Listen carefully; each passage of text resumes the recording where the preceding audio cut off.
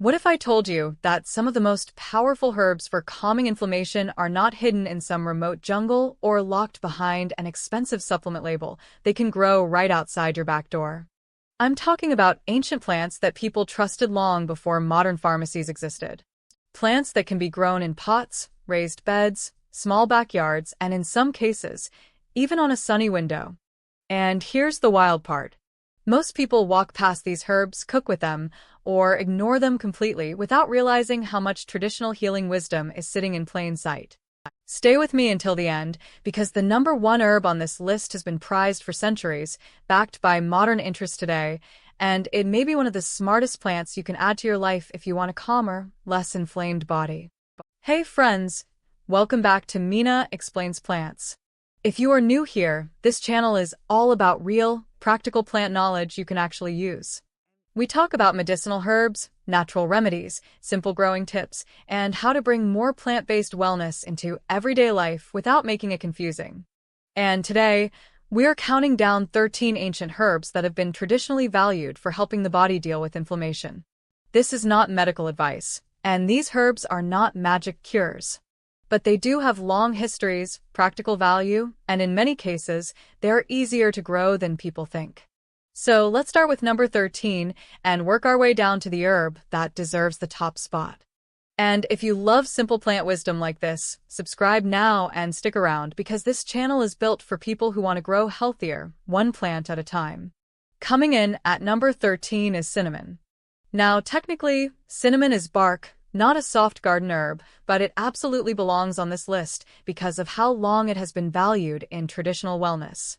Cinnamon has been used for centuries in different cultures for warmth, circulation, digestion, and general body balance.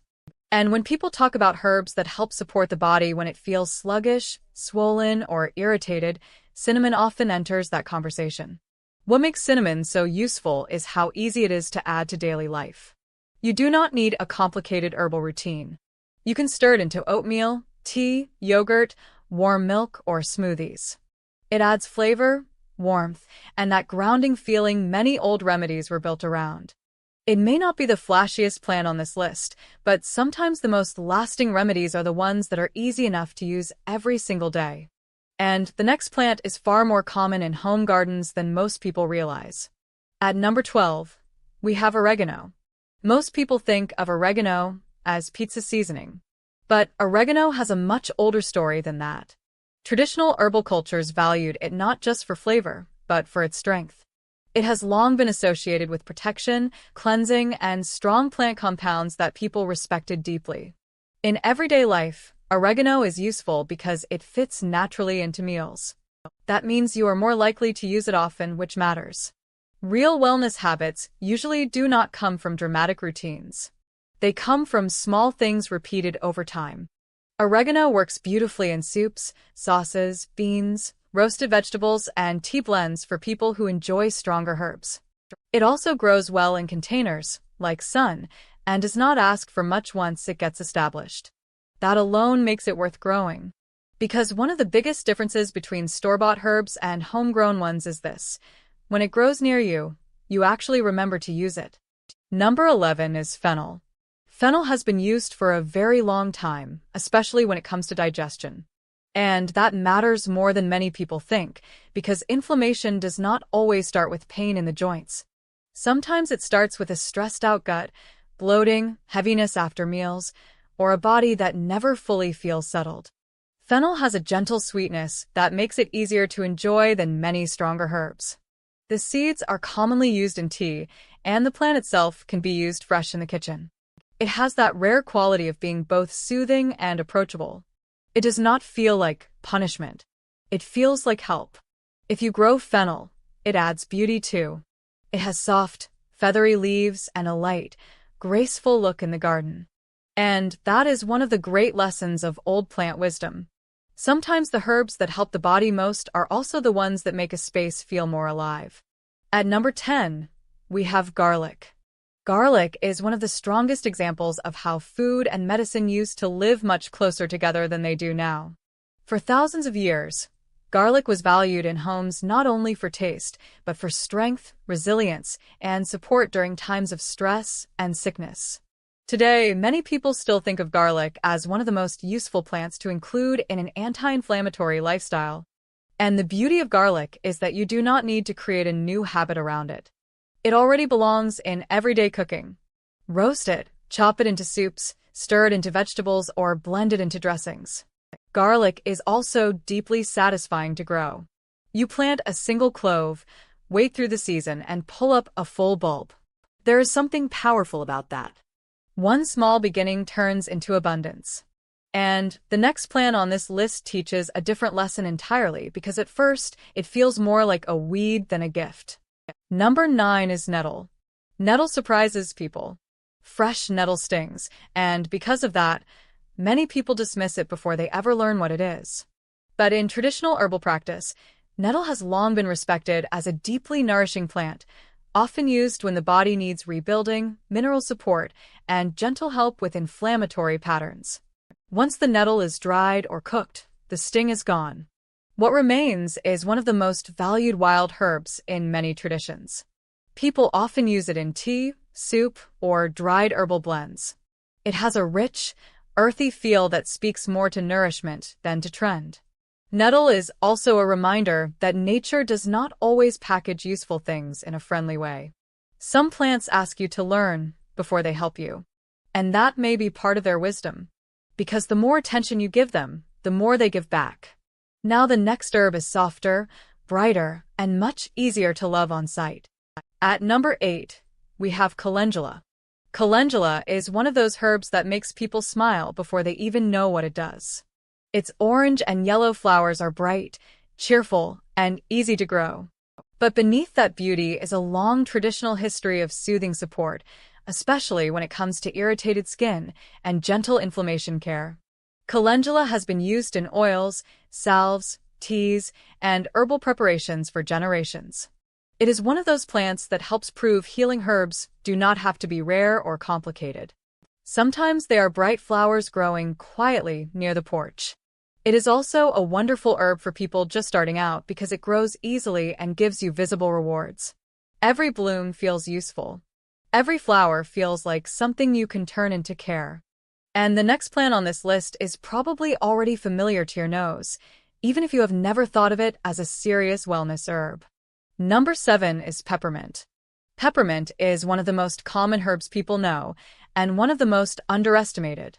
It has long been used for digestion, comfort, and that cooling kind of relief that feels especially welcome when the body seems irritated, heavy, or overheated. For many people, inflammation shows up in the gut first. That is why peppermint remains so loved. A simple peppermint tea after meals can feel like a reset. It is refreshing, calming, and easy to enjoy. It does not ask much from you. And if you decide to grow it, just know this plant has energy. Peppermint spreads quickly, so it is usually best kept in a container. But that strong growth is part of what makes it so satisfying. It is generous. It wants to live. And the next plant brings us into a different kind of healing completely, because this one has always been tied to both stress and the body's deeper balance. At number 6, we have Holy Basil, also known as Tulsi. This is not just another kitchen basil. Holy Basil carries a long and deeply respected place in traditional wellness, especially in relation to stress, balance, and daily support for the whole system. That matters because chronic inflammation is not just about food. It is often made worse by poor sleep, constant stress, nervous system overload, and a life that never slows down. Holy Basil feels like a modern answer to a modern problem. It supports calm, but it does not feel sleepy. It uplifts while it settles. Many people enjoy it as tea, and once you smell the leaves, you understand immediately that this plant has a different kind of presence. It grows well in pots, likes warmth, and brings a calm energy wherever it lives. But the next herb is gentler still, and it may be one of the most comforting plants on this entire list. Number 5 is chamomile.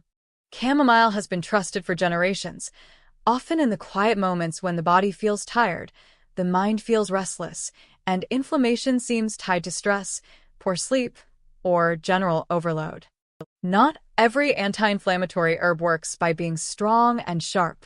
Some work by helping the body soften, rest, and recover. That is where chamomile shines. It has long been used as a soothing herb for tea and traditional home care, and its tiny flowers carry a kind of gentleness people still need badly today. Because sometimes inflammation is not just physical.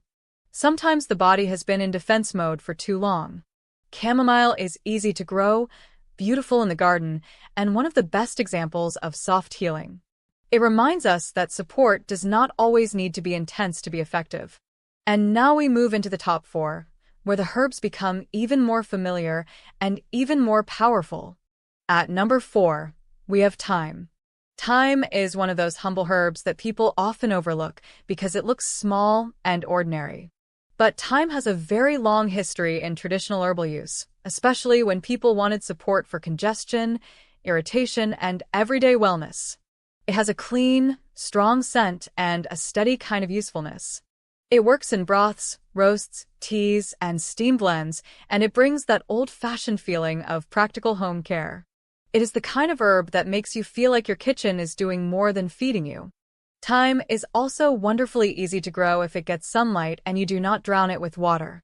In many ways, thyme represents the heart of herbal wisdom. It does not need to look dramatic to be valuable. And the next plant is another quiet classic, one that feels like it came straight out of an older, wiser home. Number 3 is sage. Sage feels ancient the moment you touch it. The soft leaves, the earthy smell, the gray-green color, everything about it carries the feeling of old knowledge. Sage has been respected for a long time in both food and traditional wellness, often connected to soothing, preserving, and helping the body through imbalance. It is not an herb you need in huge amounts. A little goes a long way. That makes it perfect for tea blends, broths, and savory meals. It grows well in containers, handles dry conditions better than many herbs, and becomes more useful the more familiar you get with it. Sage is also one of those herbs that makes people slow down. It feels intentional. It feels grounded. And now we are down to the final 2, which means the next herb is one many people already know, but very few people fully appreciate. At number 2, we have rosemary. Rosemary is famous as a cooking herb, but its traditional value goes far beyond roasted potatoes. For a long time, rosemary has been linked with clarity, circulation, strength, and supportive care for the body. It has a bold scent, a strong presence, and one of the easiest personalities in the herb garden once it settles in. Rosemary loves sun, does well in containers, and becomes one of those reliable plants you can keep close to the kitchen door and use often. That matters because herbs become truly powerful in daily life when they are part of your normal rhythm, not just something you remember once a month. And rosemary teaches a beautiful lesson. Familiar does not mean ordinary.